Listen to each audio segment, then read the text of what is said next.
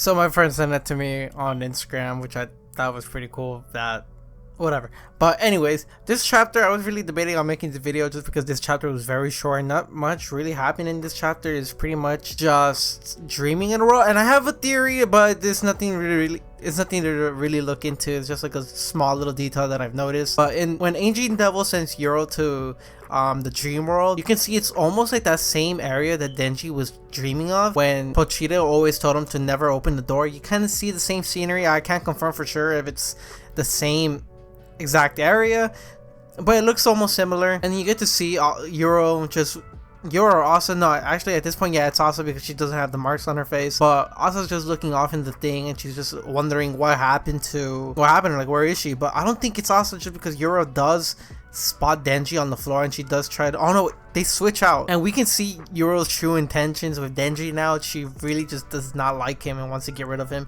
because she did promise also that she will save Denji by killing Chainsaw Man. Denji is going to be separated, and now we can tell. I called it. I never trusted Yoru from the start just because I feel like she's a master gaslighter, and we can see it right here. And Yoru and Asa share the same body, so Asa can see what's going on. She can see Denji for Denji and not Chainsaw, and Yoru's over here trying to kill Denji in his sleep. You can see Yoru get frustrated that it isn't working. You can see Asa switch out with her, maybe realizing like, oh damn, like Yoru is not to be trusted. Like, I know her true intentions now. She was probably lying to me. But then we get interrupted before she even gets to have a chance of what's gonna happen, because she gets interrupted by this guy that says that he's been living there for quite a while, and you can see him, he's wearing loincloth, so he's probably been there for like a long time. And he says that he used to be a devil hunter, and he said only one person was able to make it out of there. And I have a feeling the only person that could have made it there, probably the guy from part 1, I forgot his name, but the guy that was training Power and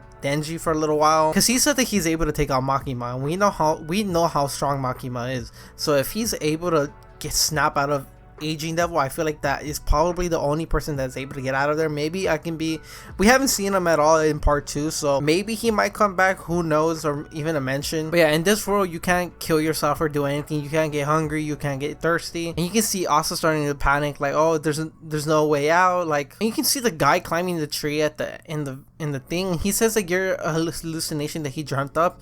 So maybe he's gone crazy. He even says like, don't trust people. People have lost their minds in here. So I feel like he's either gonna be he might be a devil in disguise, or it's just a normal human that lost his mind being inside of the Aging Devil's dream. So my theory for the next chapter is we're probably gonna be getting a mention of the guy that Power and Denji were training, that old guy. I feel like he probably is the only one, and maybe Asa will finally get to realize like, oh yeah, we're gonna get a mention in the next chapter of Asa saying like, oh yeah, now I know her true intentions. Denji's just sleeping there.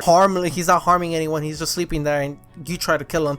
So now we're gonna get that interaction between her and Yoru. And Denji might wake up, because if Asa was already awake, walking around. But the fact that we're even getting this like similar imagery, Pochita telling him that never open the door, and then you see Yoru walking in that same little area, I feel like it could be connected somehow. I don't know how, maybe by like the devil's path or something. But even then, that's a place for only Pochita and Denji to know about. No one can access that area because it's special to them. I could be wrong. It's just a small theory. I don't think there's nothing to look into from there, but it's just a cool little theory that I could have, but it's like a 1% chance that it's connected. And another thing that we do get, I don't think nothing crazy will happen out of it, but you do get to see Yoru put her finger into Denji's mouth, kind of like how Makima put her finger into his mouth so he can remember whenever he gets bit, I guess. But yeah, what do you guys think about this chapter? It was a disappointing chapter just because not much really happened. I was expecting the famine devil to pop out and help her out, but nothing really much happened in this chapter. Let me know what your guys' theories are. Let me know if you agree with me with the whole connection thing, but I highly doubt, just because that's a special place for Denji and Pochita. But do you think we're gonna get that interaction between Yoru and Asa about her seeing like, oh, Denji was there sleeping, not harming anyone, and you still try to kill him? I don't believe you no more. That's pretty much the end of this chapter review. I'll see you guys in another week for the next chapter. But yeah, thank you guys so much for watching, and hopefully I get to see you in the next chapter review.